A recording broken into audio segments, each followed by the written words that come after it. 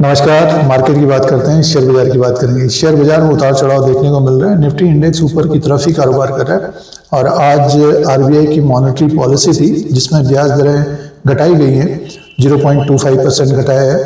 तो fix deposit वालों को फर्क पड़ेगा, बट शेयर बाजार में कुछ सेक्टरों में तेजी देखने को मिल रही है और एक कंपनी का शेयर गिर रहा है पिछले कुछ दिनों से।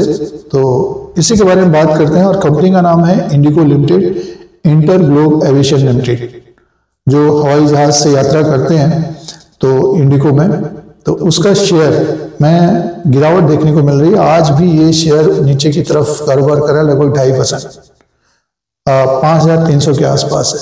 तो इसी के बारे में चर्चा करते हैं, डिस्कस करते हैं। जो निवेशकों ने निवेश किया, इन्वेस्टमेंट किया है इंटर ग्लोब एविएशन लिमिटेड में, तो पिछले एक साल का रिटर्न 21% है। एक तेजी देखने को मिली थी इसमें भी और ऊपर की तरफ स्टॉक आया।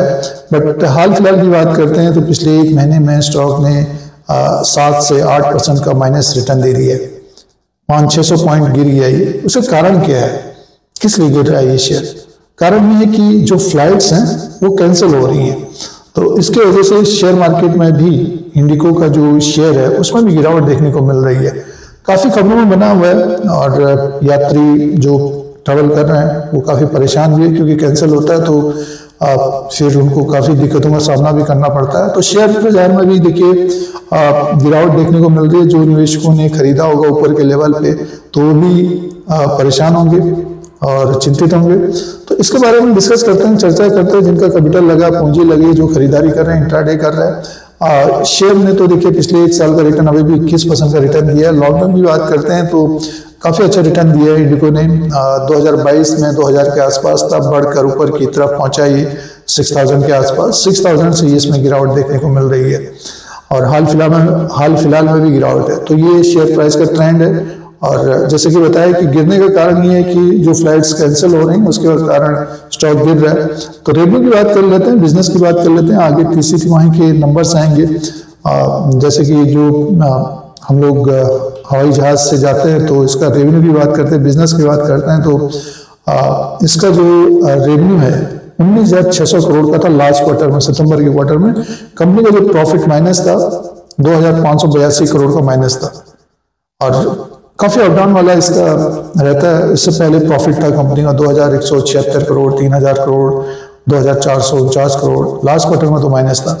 तो इसका फर्क शेयर में भी देखने को मिल रहा है। अब फंडामेंटल पॉइंट्स की बात करते हैं। 2,10,212 करोड़ का इसका मार्केट कैप है। फेस वैल्यू 10 रुपीज का, बुक वैल्यू पर शेयर 223 का है। डिविडेंड यील्ड 0.18% का, ईपीएस 132 का है और पी रेशियो 41 का है। और इसका डेट टू इक्विटी है 8.67 का। तो डिविडेंड कंपनी कम देती है और बुक वैल्यू पर शेयर 223 का, स्टॉक 5000 के आसपास है। एक तरह से देखिए ऊपर की तरफ है, प्रीमियम में चलने वाला शेयर है ये। डेट भी काफी है, 8.67 का है। बट आगे ग्रोथ की संभावना रहेगी, क्योंकि आप देख रहे हैं कि इंडिया में जिस तरह से ग्रोथ देखने को मिल रहा है तो ज्यादा से ज्यादा ट्रैवल करेंगे तो इनका बिजनेस बढ़ता हुआ देखने को मिलेगा आगे आने वाले समय में। और ये पिछले कुछ सालों से लगातार इसी तरह से देखने को मिल भी रहा है।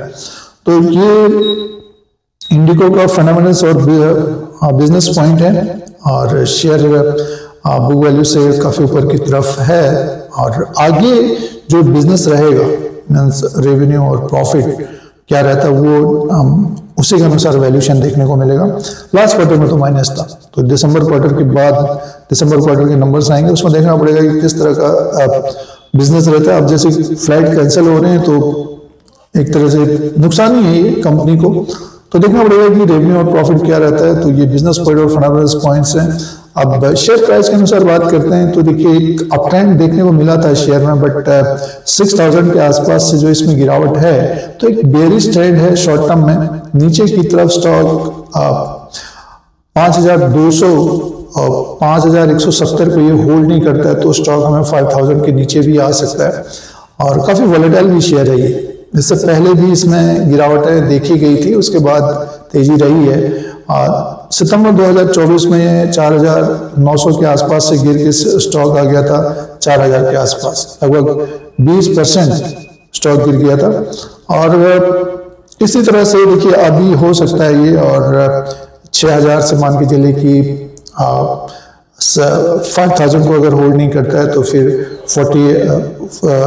4,800 4,700 तक भी शेयर आ सकता है। तो जो निवेशक अभी खरीदारी कर रहे हैं, जिनके पास समय कम है, तो उनका रिस्क बड़ा रहेगा। और जो निवेशक ऊपर की तरफ लिए हुए हैं, इंट्राडे में ले लिए या फिर अपना निवेश कर लिए कि बढ़ेगा क्योंकि बड़ी जल्दी से हम प्रॉफिट करें, तो आप फर्स्ट करें तो होल्ड करें, समय देना पड़ेगा।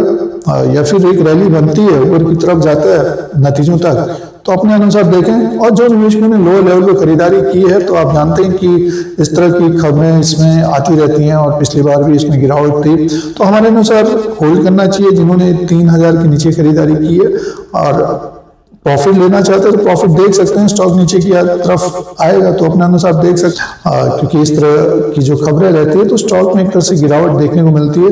दो कारण होते हैं, एक तो बेचने वाले आ जाते हैं, दूसरा ये है कि जो निवेशक कम समय के लिए खरीद लेते हैं। जैसे 5500 रुपये किसी ने खरीदा, स्टॉक आ गया 5300, तो वो डर के मारे बेचना स्टार्ट कर देते हैं क्योंकि कम समय है, फिर लोन में भी लिया होता है तो अपना वो रिस्क संभाल नहीं पाते हैं। और जो निवेशकों ने अपने पैसे से खरीदा है तो उनको होल्ड करना चाहिए।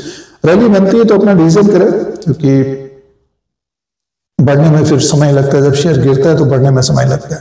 तो ये इंडिगो लिमिटेड के बारे में जानकारी थी। इस तरह की जानकारी के लिए Dheeraj Singh stocks bull beer को सब्सक्राइब करें, लाइक करें, शेयर करें, कमेंट करें। धन्यवाद।